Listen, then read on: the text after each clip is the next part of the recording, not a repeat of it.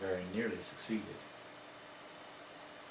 What I did actually accomplish was a 3-day coma and an extended holiday from the pressure as the world finally seemed to listen and back off. And while I was relieved that the doctor's predictions for permanent damage proved incorrect, there wasn't any real change in my life's path or purpose. Only a couple months later, my best friend mirrored my method and improved upon it. And so he died in my garage a few hours before I returned home from a school trip. On the very same day, a girlfriend announced to me privately that she was pregnant. A condition I was only slightly relieved to learn had spontaneously taken care of itself during an asthma attack during a hospital visit. I have to tell you, I was becoming numb, and I began to change under the load. I just couldn't believe that my actions had such far-reaching consequences. I hadn't meant for any of these bad things to happen. So I began to twist my own thinking to accommodate my new perceptions about the world I lived in. The end result is all that matters, I told a close friend. The means don't count at all. I hurriedly rescripted my future with a better ending in mind. Acceptance at the University of Texas pre-med made me think I could possibly pull off a successful life.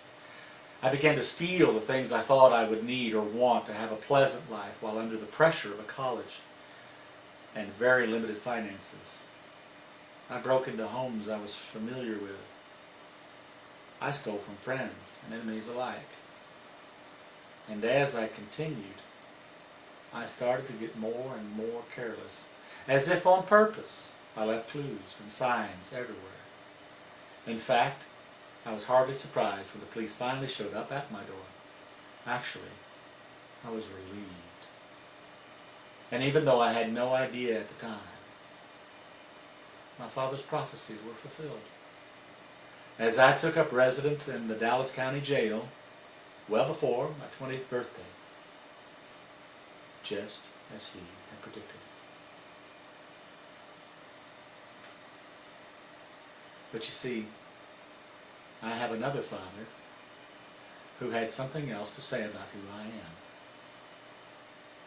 And as I surveyed the landscape I now inhabited in consequence to my beliefs and actions, I began to dwell upon the alarming reality that I was unable to live or die by my own power.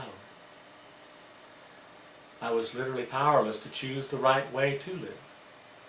I needed saving, and I didn't know what saving meant nor entailed. So I cried out to my Father in heaven from a metal bunk centered in a 32-man jail tank.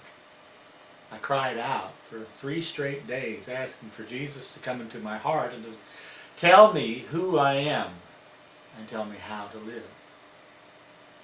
I give up and I give in. And I did. And he did. Jesus flooded my life with the knowledge of himself. And I began to be transformed from within by that flood. And for the remainder of those 6 months in the Dallas County jail system, I was finally free. A little more than 25 years have passed since that time. And I got to tell you, right at this point in the story, I have to confess, there is a tendency in me that wants to offer up a defense, an excuse. At least let me tell you my intent, my actions. They don't measure up. You've heard it before.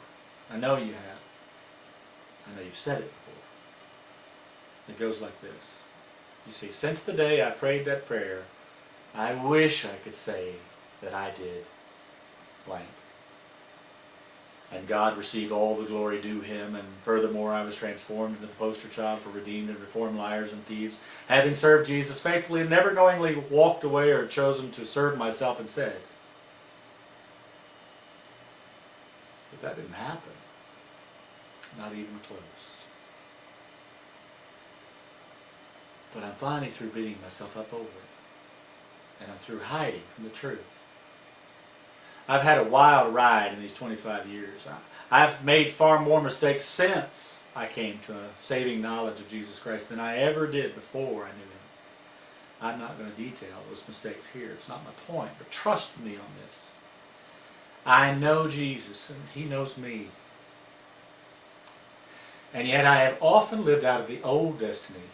I have often lived out of the old identity that was defined for me so many years ago. But I also have been changing and growing.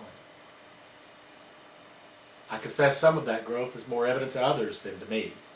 Just 4 years ago, the GE business I was working for promoted me to the position of Integrity and Compliance Manager for our entire worldwide operations. I mean, talk about God's irony. Here am I, a thief, a convicted felon, and I'm appointed to help safeguard the integrity of one of the world's largest companies. Except for what God has done in me, that would be the fox guarding the hen house now, wouldn't it? And now today, my wife and I work for Calvary International, a missionary agency out of Jacksonville, Florida, in support of 170 missionaries throughout the world. Actually, Roxy and I are missionaries. 2 missionaries. Director of Member Care is the title, but what we do is provide pastoral care to missionaries, people who serve God in a wonderful way, and yet very often still have hurts and habits and hang-ups, just like the rest of us. Because of the grace of God acting in and on my life, these past 25 years have been punctuated with increasingly fewer really bad decisions, but increasingly more numerous really good decisions. And here's where I would like to share with you one of those really good decisions. Celebrate recovery.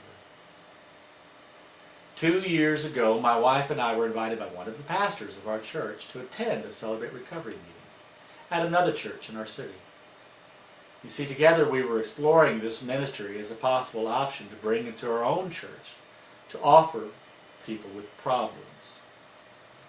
Roxy and I had even been encountering people within our own home group fellowship that had the kind of addictive behavior patterns that we alone were incapable of dealing with effectively, especially in a simple one-on-one, one-night-a-week Bible study type setting. I mean, these people were with real problems that were going to require some really intensive healing to take place for there to be any relief, any hope of relief. And so we were interested in finding out more about this ministry, and we were willing to participate if that's what it took. The first night we attended, we had no idea what to expect. But by the end of CR 101's explanation and demonstration, Roxy and I saw a real potential in Celebrate Recovery. I mean, to bring healing for the hurts and habits to people that, well, we were ministering to. I think it was only a couple more visits before I was able to admit to myself it'd be okay with me if I was the only one in my entire church that received the benefit of what CR had to offer. My own hurts and addictive patterns manifest themselves more in anger, control, and unforgiveness than in the traditional reasons for 12-step involvement. Right away I could see that CR's steps and principles applied to virtually any and everything that people think or do to stay in denial and avoid the hurt that remains untouched. And I was loaded with that. Well, I am loaded with that.